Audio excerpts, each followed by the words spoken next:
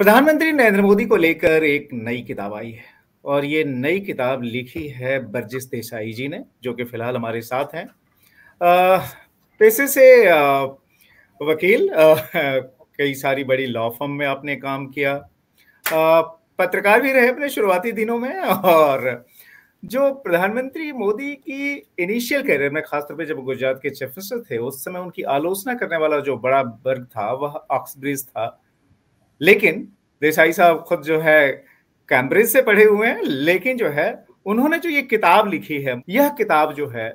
नरेंद्र मोदी को एक अलग पेडेस्टल पे लेके जाती है। वो ये बताती है कि किस तरीके से नरेंद्र मोदी को उसी तरीके से देखा जा सकता है 21वीं सदी में जैसे कि 20वीं सदी में गांधी को देखा गया। और जब वो ये कहते हैं तो ऐसा क्यों कहते हैं, और क्या ये किताब महज मोदी की जीवनी है जो कि उन पर बहुत सारी किताबें लिखी गई हैं, या फिर उससे काफी अलग हटकर है। देसाई साहब, इस खास बातचीत में आपका स्वागत है। और चूंकि आपका ताल्लुकात गुजरात से है, मूलतः आप नवसारी से हैं, और जो देश का जो सबसे पुराना, एक तरह से कह सकते हैं, अखबारों में से एक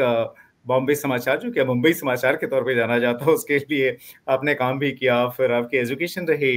मुंबई से लेकर और कैम्ब्रिज तक, और आपने कई सारी किताबें लिखी। आपकी पिछली कई सारी किताबें पारसी कम्युनिटी को लेकर है, लेकिन ये किताब जो है आपके नरेंद्र मोदी को लेकर है। तो सबसे पहले तो मैं यही समझना चाहता हूं कि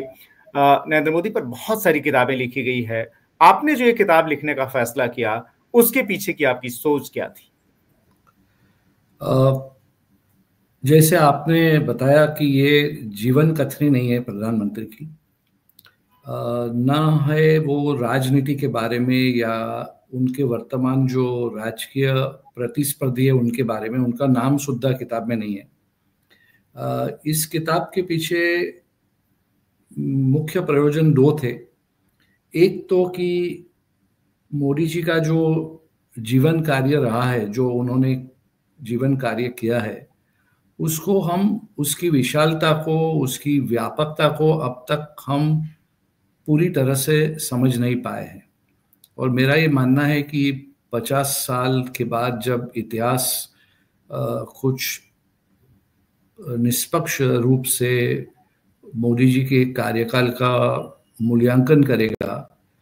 तब वो ये निष्कर्ष पर पहुंचेगा कि मोदी जी एक साधारण राजनीतिज्ञ नहीं थे, लेकिन एक युग पुरुष थे जो कहीं एक सदी में ऐसे आते हैं। और उनकी तुलना गांधी जी से की जाएगी। जैसे गांधी जी ने भारतीयों को विश्वास दिलाया कि स्वतंत्रता अवश्य प्राप्त होगी, वैसे ही मोदी जी ने भारतीयों को विश्वास दिलाया है कि 2047 में भारत विकसित भारत के रूप में, कल्याणकारी राज्य के रूप में, एक महाशक्ति राष्ट्र के रूप में अवश्य वो बनेगा। और इस सेल्फ बिलीफ के लिए जो ये विश्वास संपादन किया है भारतीयों ने, उसके लिए मोदी जी एक युग पुरुष माने जाएंगे। और उनकी तुलना, उनका कार्य की महत्ता गांधी जी जितनी होगी, ऐसा मेरा मानना है। तो एक प्रयोजन ये कह रहे हैं कि युग पुरुष माने जाएंगे वो जब इतिहास निष्पक्ष ढंग से लिखा जाएगा, आज से 50 साल बाद, जब भी ये होगा। लेकिन मैं आपसे समझना चाहता हूं कि जब मोदी जी गुजरात के मुख्यमंत्री बने और उसके थोड़े समय बाद ही 2001 में उन्होंने अक्टूबर में गुजरात की चीफ मिनिस्टरशिप संभाली, और फरवरी के महीने में साबरमती एक्सप्रेस आगजनी हुई, जिसको कि गोधरा कांड के तौर पे जाना जाता है। उसके बाद से पोस्ट गोधरा राइट्स हुए, और उसको लेकर जो है वहां से जो नरेंद्र मोदी की क्रिटिसिज्म का जो सिलसिला शुरू हुआ, वो लगातार जारी रहा। और आपने जिस इलीट की चर्चा की है अपनी इस किताब में, कि उसने जो है कभी मोदी के साथ न्याय किया ही नहीं, तो ये जो है आपको क्यों लगता है, जो आपने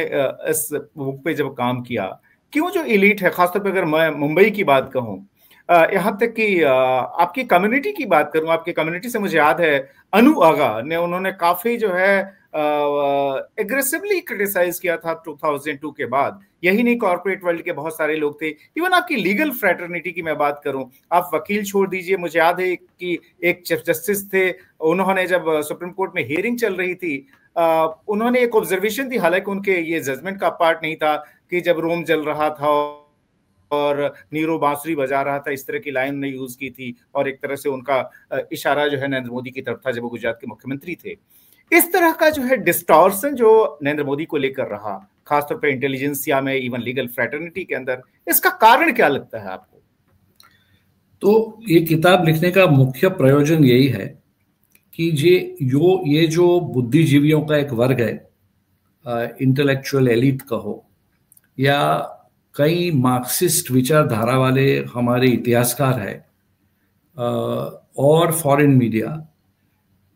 इन्हें जो मोदी जी जैसे भूमि पुत्र की तरफ, और सिर्फ मोदी जी नहीं, वल्लभ भाई पटेल, मोरारजी देसाई, अन्य ऐसे कई भूमि पुत्रों की प्रति जो पूर्वाग्रह है, प्रेजुडिस है, और मोदी जी के लिए वे प्रेजुडिस चरम सीमा पर पहुंचता है, क्योंकि उन्हें हिंदू राष्ट्रवादी नेता, जिसने मोदी जी के खिलाफ और कुछ तो वो कह नहीं सकते, उनकी प्रामाणिकता, उनकी कर्तव्य निष्ठा, उनकी गहराई में विषयों को प्राप्त करने की शक्ति, वो तो सब है। तो ये सिर्फ उन्हें हिंदू राष्ट्रवादी नेता नहीं चाहिए, और ऐसा भूमिपुत्र जो गुजरात से आया हुआ कोई संघ का प्रचारक हो, जिन्हें किंग्स इंग्लिश या अंग्रेजी पूरी तरह से माहिर न हो। तो ऐसे लोगों की तरफ ये जो एलर्जी है, जिससे मैंने एलिट्स एलर्जी कहा है, ये एलर्जी उनकी ये मानसिक भूमिका का भाग है, और कुछ भी करे मोदी जी, कुछ भी सीमा के ऊपर देश को लेके जावे, लेकिन ये पूर्वाग्रह कायम रहेगा। अभी एक हफ्ते पहले मेरे एक मित्र ने मुझे कहा कि कोविड के दरमियान जब दिल्ली में कुछ चर्चा हो रही थी, तो कोई बड़े इंडस्ट्रियलिस्ट थे, उद्योगपति थे, मैं नाम नहीं लूंगा, तो उनको मानना पड़ा कि हाँ, अगर मोदी जी की तरह जगह पर कोई और प्रधानमंत्री होता तो कुछ ना कुछ हो जाता था कोविड में। It was an existential crisis which nobody could have handle. और ये बोलने के बाद वो बोले, लेकिन ये प्रचारक, चाय वाला धंधा करने वाला आदमी भारत का प्रधानमंत्री कैसे हो सकता है? तो जो कट्टरवाद है, जो ये अलग तरह का कट्टरवाद है, जो खुन्नस है, जो पूर्वाग्रह है, वो उनके नस नस में, रग रग में है, वो कभी जाएगा नहीं। तो आप इसे जाता हुआ नहीं देख रहे हैं कि मतलब ये पूर्वाग्रह कभी जाएगा, या फिर आप जैसे कह रहे हैं कि इसमें कई लोग हाँ, तो पहले तो वो सोचते थे 2013 में जब भाजपा ने घोषणा की मोदी जी की पीएम कैंडिडेट के रूप में, तभी उनको लगा कि नहीं, शायद मोदी जी तो प्रधानमंत्री तो नहीं होंगे। लेकिन जब इलेक्शन कैंपेन जैसे चुनाव में गर्मी आई और सबको लगा कि अब मोदी जी प्रधानमंत्री होने वाले हैं, तो कहीं उन्होंने बताया कि हम लोग भारत छोड़ के चले जाएंगे। कोई चला गया नहीं। और फिर उसके बाद 2019 में उनको लगा कि शायद एक टर्म की प्राइम मिनिस्टरशिप थी, अभी 2019 में वापस वो सत्ता में नहीं आएंगे। और जब वो और बहुमत से आए, तब ये जो उनकी एलर्जी है वो फ्रस्ट्रेशन के रूप में परिवर्तित हुई। लेकिन अब भी ये एलर्जी है, ये पूर्वाग्रह है, और ये पूर्वाग्रह जाने वाला नहीं है। और सब, जैसे मैंने बताया कि सिर्फ मोदी जी के लिए नहीं, जो हम्बल रूट से आए हैं, जिन्हें अंग्रेजी के ऊपर इतना कंट्रोल नहीं है, जो हिंदू राष्ट्रवादी नेता है, और खास करके बाबरी मस्जिद के विध्वंस के बाद हिंदुत्व की बात करने वाले या हिंदू राष्ट्रवाद की बात करने वाले किसी भी व्यक्ति के प्रति इन लोगों को एक घृणा है, तीव्र द्वेष है। प्रेजुडिस भी नहीं, तीव्र द्वेष है। और वो उसके सामने ये एविडेंस ऑन रिकॉर्ड, लाइक जैसे आपने बताया कि साबरमती की जो ट्रेन जलाने की पूरी विगतें थी, वो 2023 में पब्लिश हुई एक हिस्ट्री बुक में, जो एक प्रख्यात हिस्ट्री बुक है, इंडिया आफ्टर गांधी, जो रामचंद्र गुहा नाम के एक इतिहासकार ने लिखी है। तो 2023 में प्रगट हुई इस किताब में एक शब्द भी नहीं है कि कई जांच आयोग ने एसआईटी ने, जो सुप्रीम कोर्ट द्वारा नियुक्त की गई स्पेशल इन्वेस्टिगेटिव टीम थी, और सुप्रीम कोर्ट ने खुद कितने साल के मुकदमे सुनने के बाद जो कहा कि उसमें कोई तथ्य नहीं है कि गुजरात सरकार कोई रूप से इसमें दोषित नहीं थी, उसका एक वाक्य भी वो किताब में नहीं है। लेकिन जो दंगल हुए थे उनकी विस्तृत कहानियां है। ट्रेन कैसे जलाई गई, बोलो ट्रेन तो जलाई ही नहीं गई, गैस सिलेंडर में एक्सप्लोजन हुआ और गैस सिलेंडर की वजह से पूरा कंपार्टमेंट जल गया और 60 लोग बाहर नहीं आ सके। ऐसी वाहियात बातें बताई जाती हैं और उसका खंडन करने वाला कोई नहीं है। तो मैंने इस विश्लेषण द्वारा सिद्ध किया है कि ये सब जांच आयोग का, अगर आप रिपोर्ट्स गौर से देखेंगे या सुप्रीम कोर्ट का जजमेंट्स देखेंगे, और जो कुछ हुआ 10-15 चीजें ऐसी है जो मैंने किताब में लिखी है।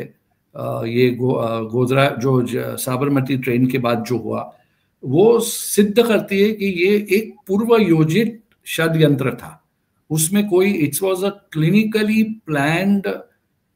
टेररिस्ट कॉन्स्पिरेसी, और जिसमें पाकिस्तान के आईएसआई का पूरा सिग्नेचर था। वो जो एक बड़े केपीएस गिल नाम के एक बड़े विख्यात पुलिस अफसर थे, उन्होंने भी अपनी स्वतंत्र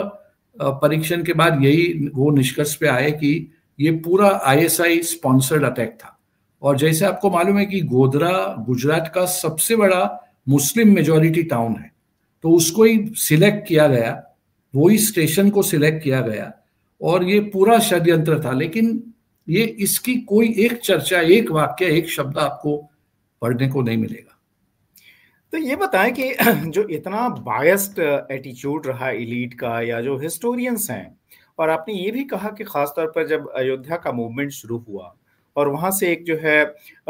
हिंदुत्व मूवमेंट जिसे कहा गया और जिसको लेकर काफ़ी क्रिटिसिज्म भी उन तमाम लीडर्स या यहाँ तक कि संघ के प्रचारकों की हुई जो कि उस मूवमेंट से जुड़े हुए थे, और जाहिर है चूंकि नरेंद्र मोदी भी उसका हिस्सा रहे हैं, इसलिए वहाँ से जो है एक बायस शुरू हुआ। और 2002 में गोधरा कांड के बाद से, पोस्ट गोधरा जो राइट्स हुए उसके बाद से एक्सट्रीम पोजीशन पे चला गया यह बायस, जिसमें कि लगातार नरेंद्र मोदी की आलोचना की गई, ये कहते हुए कि बहुत बड़े हिंदुत्ववादी हैं, हिंदू हृदय सम्राट हैं, बड़े कट्टर हिंदू हैं, और इसकी वजह से माइनॉरिटीज जो हैं, और जब हम इंडिया के संदर्भ में कहते हैं तो माइनॉरिटीज से अक्सर अर्थ मुस्लिम कम्युनिटी से लगाया जाता है, जो कि वैसे इस देश की दूसरी सबसे बड़ी कम्युनिटी है। अगर रियल माइनॉरिटी कोई है तो आप उसको रिप्रेजेंट करते हैं, जो कि पारसी कम्युनिटी है जिसकी आबादी लाख से भी कम है इस देश के अंदर। तो वो जो है कि यह बड़े मुस्लिम विरोधी हैं, और इसलिए जो है यह भारत को सहेज कर चलने के काबिल नहीं है, इनके हाथ में लीडरशिप जो है नहीं दी जा सकती। ये एक बायस रहा, बावजूद इसके देश के मेजोरिटी ने जो है उनको मैसिव मैंडेट दिया, एक बार नहीं, 2 बार नहीं, 3 बार दिया, और वो जो है पिछले एक तरह से कह सकते हैं 2014 में उन्होंने सत्ता संभाली, तब से वो लगातार पॉपुलैरिटी जो है वो गेन करते जा रहे हैं। मैं आपसे ये समझना चाहता हूं कि यह जो इस तरह का जो एक नैरेटिव है कि यह मुस्लिम विरोधी है, यह माइनॉरिटी विरोधी है, क्योंकि आप जो है न सिर्फ भारत की बल्कि दुनिया की सबसे छोटी माइनॉरिटी को रिप्रेजेंट करते हैं, और आपने खुद पारसी कम्युनिटी को लेकर कई सारी किताबें भी लिखी हैं। क्या नरेंद्र मोदी के आउटलुक में कहीं से भी उनकी पर्सनालिटी में एंटी माइनॉरिटिज्म आपको दिखाई देता है? मोदी जी का जो कार्य रहा है, अगर वो कार्य को कोई निष्पक्ष रूप से देखे तो वो कभी, जब कल्याण की चीजें आती है, कल्याणकारी वेलफेयर स्टेट के बेनिफिट्स आते हैं, जो मैंने जैसे किताब में लिखा है कि सरहानपुर में जो सलमा को वेलफेयर बेनिफिट मिलता है, वही बेनिफिट उसकी पड़ोसी राधा को भी मिलता है। वो अब माइनॉरिटीज भी ये समझ चुकी है कि जो भारत का जो कल्याणकारी राज्य है, जो वेलफेयर स्टेट है, वो धर्म निरपेक्ष है, इट इज रिलीजन न्यूट्रल। और मोदी जी ने कभी भी वो ये जो लोग उनकी आलोचना करते हैं, वो ये नहीं समझ सकते हैं कि राष्ट्रवादी होना हिंदुत्व में धर्म की रूप से नहीं, लेकिन सांस्कृतिक रूप से हिंदुत्व में मानना, सभ्यता के रूप में हिंदुत्व को मानना, और राष्ट्रवादी होना, और कौमवादी होना, उसमें बहुत बड़ा फर्क है। मोदी जी राष्ट्रवादी जरूर है, उन्होंने कुछ भी ऐसा कार्य नहीं किया है जिससे उन्हें प्रत्यक्ष या परोक्ष रूप से कौमवादी कहा जा सके। और जैसे आपने बताया कि हमारी जो कौम है वो तो एक अल्पसंख्यक से भी अल्पसंख्यक है, अभी 80,000 बाकी है पूरे विश्व में, लेकिन हम भी आए थे नंगे भूखे, और गुजरात ने हमें आश्रय दिया, और वहां से जो कार्य किया इतने कम लोगों ने, और फिर जो सेक्युलर चैरिटीज की, तो ये सब इतनी प्रगति किसने करने दी? हिंदुओं ने करने दी। तो और अगर हिंदू इतनी छोटी सी अल्पजीवी कौम को इतना प्रगति करने में कोई अवरोध नहीं खड़े करते हैं, तो उससे आगे क्या चाहिए कि भारत, कैसे आप कह सकते हो कि भारत धर्मनिरपेक्ष नहीं है? तो ये जो डिस्टॉर्शन है, आपने कहा कि जो खासतौर पे जो इंटेलेक्चुअल्स जो कर रहे हैं वो जल्दी दूर नहीं होगा, लेकिन हम लोग जो सो वाइडर अगर पर्सपेक्टिव में देखें, आप अपनी किताब में आपने कई जगह जिक्र किया है कि नरेंद्र मोदी ने जो एक तरह से जो नेशनल कॉन्सियसनेस को इग्नाइट किया, जो राष्ट्रीय जागरण जो है, जो कलेक्टिव कॉन्सियसनेस है, उसको इग्नाइट किया है, और जो विकसित भारत 2047 का लक्ष्य है, जो टारगेट है, उसको अचीव करने की दिशा में बहुत मजबूती से जा रहे हैं। यह जो है इसका काम एक तरह से कह सकते हैं कि जब उन्होंने एडमिनिस्ट्रेशन की बागडोर संभाली थी 2001 के अक्टूबर महीने में, जब वो गुजरात के मुख्यमंत्री बने 7 अक्टूबर को, और वहां से उनकी जर्नी, एडमिनिस्ट्रेटिव जर्नी शुरू हुई, जो उन्होंने वहां पर डेवलपमेंट का एक गुजरात मॉडल इनिशिएट किया, और जिसके तहत ये जो कई सारी जो मेजर अचीवमेंट्स हुई, उनमें से एक था कि 24 घंटे पावर सप्लाई अनइंटरप्टेड इवन जो है सो गांव में मौजूद हो। आपने अपनी किताब में बड़ी इंटरेस्टिंग जिक्र किया है, वडनगर का भी जिक्र किया है कि जब नरेंद्र मोदी का जन्म हुआ था उस समय भी वडनगर में इलेक्ट्रिसिटी नहीं थी, बल्कि घर में दिया जलाया जाता था रोशनी के लिए, या उन्होंने जब वडनगर पहली बार छोड़ा तब भी बिजली नहीं आई थी उस वक्त तक। और वहां से ये है कि न सिर्फ गुजरात को उन्होंने बतौर सीएम जो है जब इलेक्ट्रीफाई किया, जो ज्योतिग्राम प्रोजेक्ट है उसमें हर गांव में हर घर को 24 घंटे की पावर इंश्योर की, बल्कि एज प्राइम मिनिस्टर भी उन्होंने पूरे देश में जो है इस चीज को आगे बढ़ाया है। तो ये जो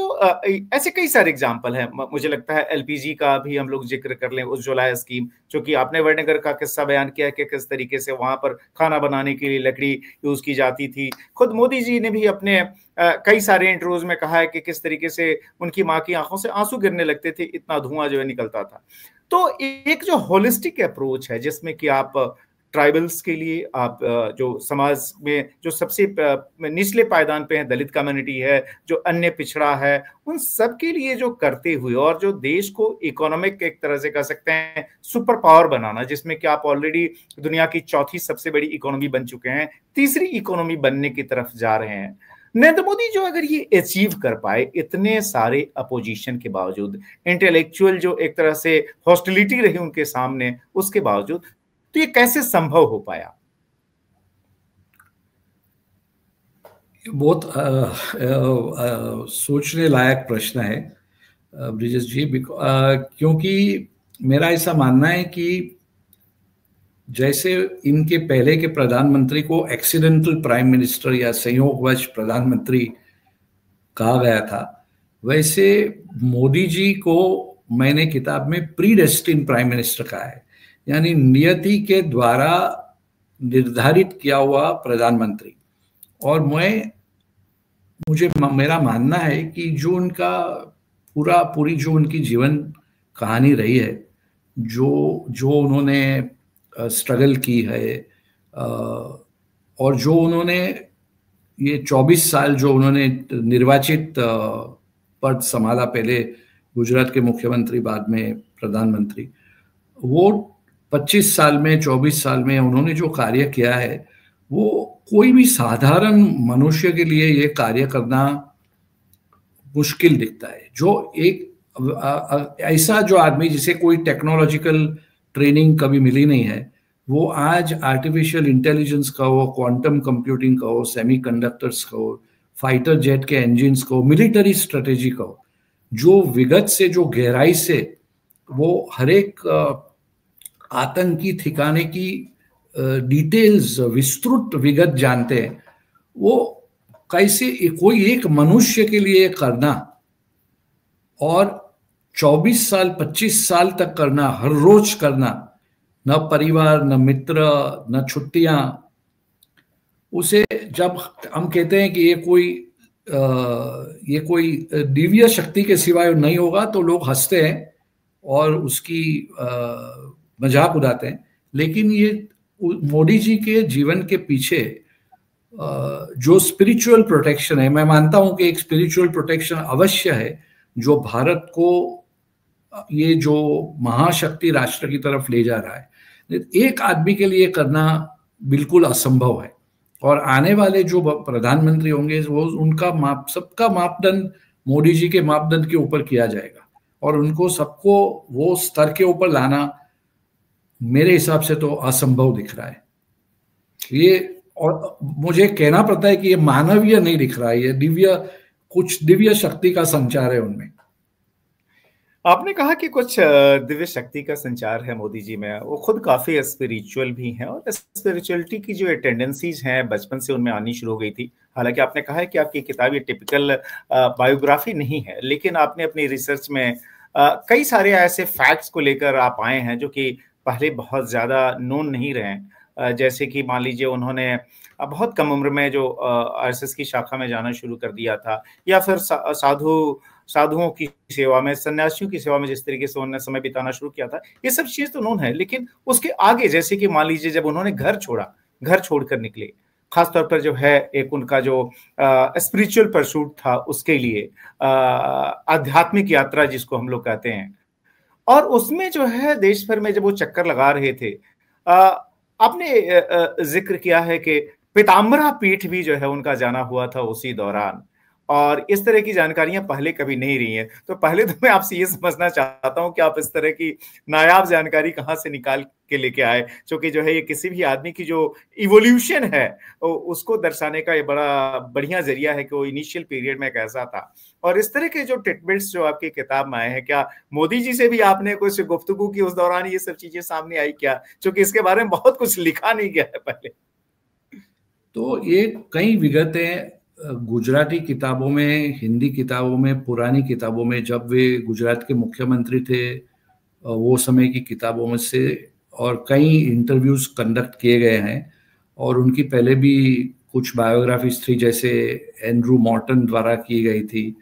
तो वहाँ ये विगतें कहीं ना कहीं उनके कई प्रवचनों में मिलती है। अभी आपने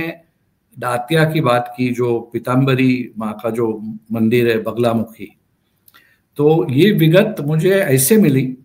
कि मैं खुद 2 बार गया हूँ वहाँ, और वहाँ के जो मुख्य पुजारी है जो वहाँ करीब करीब 50 साल से, तो उन्होंने मुझे पूरा इतिहास बनाया। भारत का हर प्रधानमंत्री वो मंदिर में गया है दातिया में, जो ग्वालियर के बाजू में है। तो उन्होंने बताया कि मोदी जी प्रधानमंत्री थे तब नहीं, लेकिन जब वो प्रचारक थे और उसके पहले भी आ चुके थे, और प्रचारक समय भी वो आए थे। तो और ये इसकी कॉन्फर्मेशन मुझे दूसरे कई सोर्स से मिली है। तो ऐसे सब एकत्रित करके कहाँ से निकाल के ये पूरी उनकी जो स्पिरिचुअल जर्नी की डिटेल्स, प्रधानमंत्री कोई अपनी आध्यात्मिक साधना की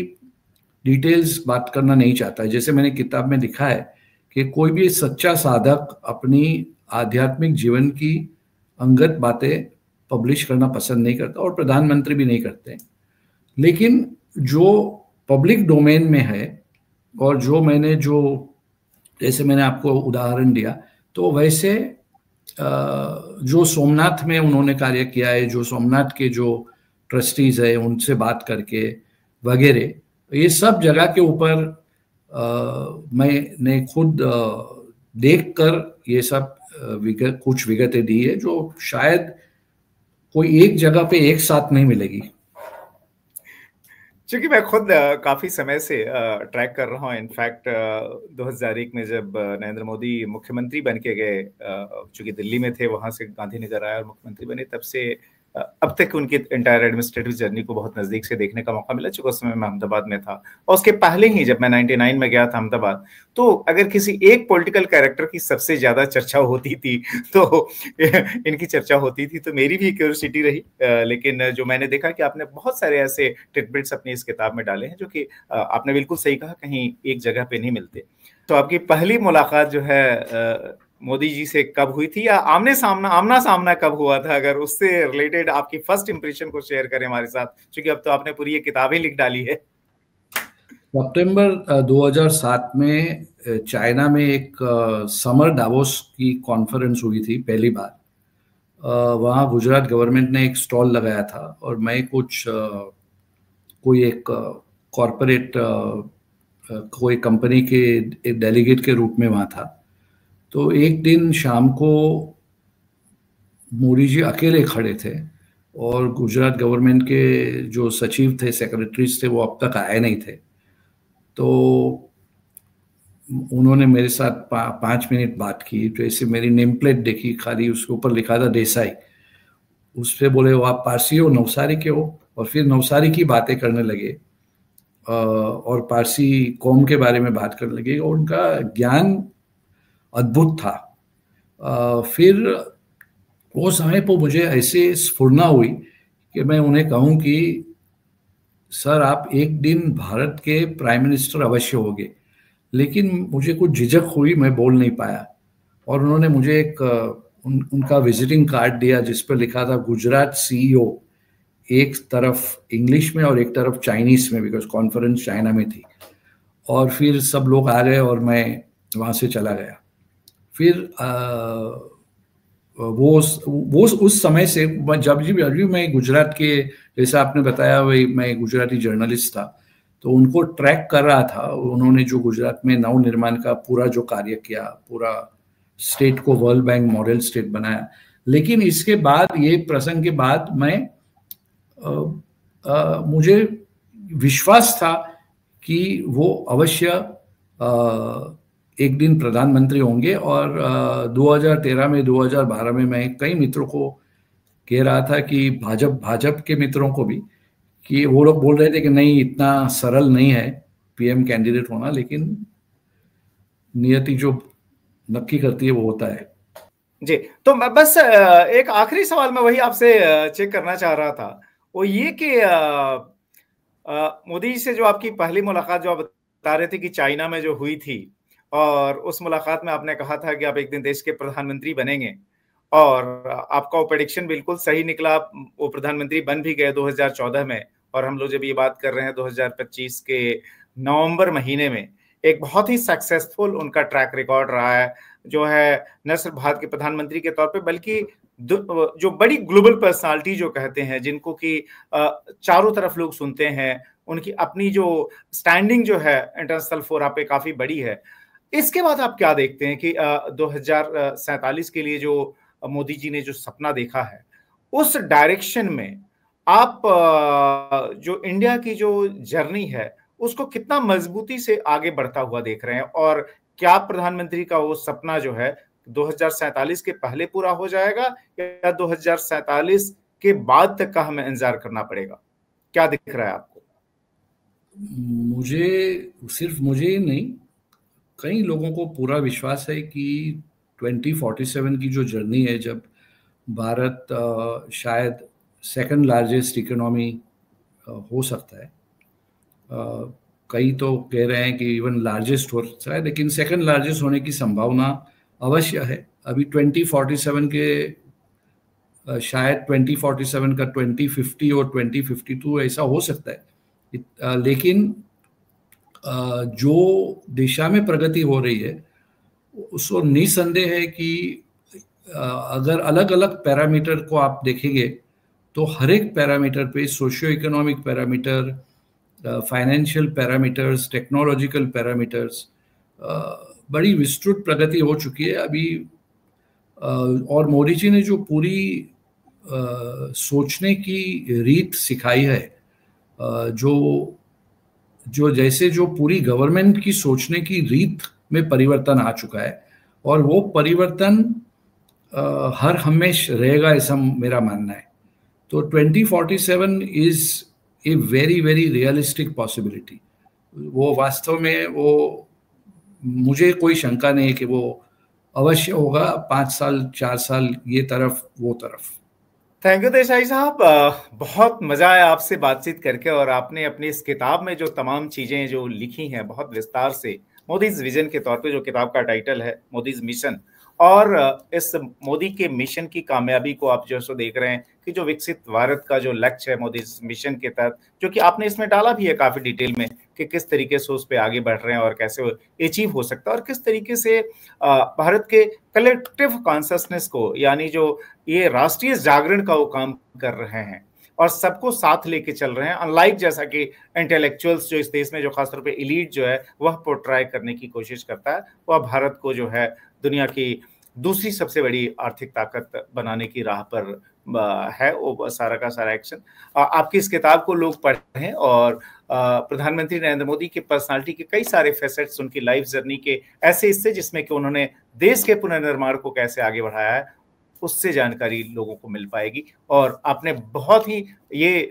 प्यारी किताब लिखी है, वेल रिसर्च्ड बुक है, इसके लिए आपको बहुत बहुत बधाई, और आपकी अगली किताब के लिए भी मेरी शुभकामनाएं हैं, जिसका कि आपने इशारा किया है इस किताब के अंदर ही। थैंक यू वेरी मच, बहुत मजा आया बात करके। Thank you. नमस्कार।